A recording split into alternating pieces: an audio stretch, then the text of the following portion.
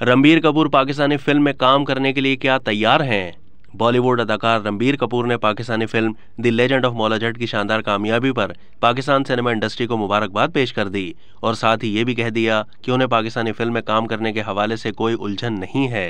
एक पाकिस्तानी फिल्मसाज ने जद्दा में रेड सी फिल्म फेस्टिवल में रणबीर कपूर से कहा कि पिछले 6 साल से भारत और पाकिस्तान के फनकारों को एक दूसरे की इंडस्ट्री में काम करने पर पाबंदी लगी हुई है, लेकिन अब हमारे पास सऊदी अरब का प्लेटफॉर्म मौजूद है जहां हम मुश्तरका तौर पर फिल्में कर सकते हैं।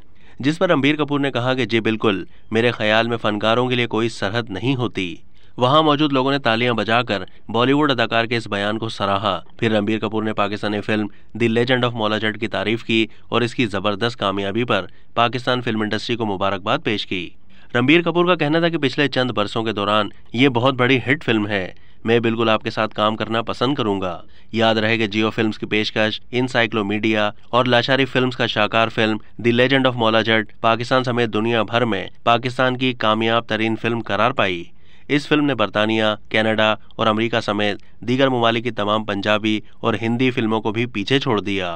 अब तक के लिए इतना ही। मजीद मालूमात के लिए डेली जंग के यूट्यूब चैनल को सब्सक्राइब कीजिए।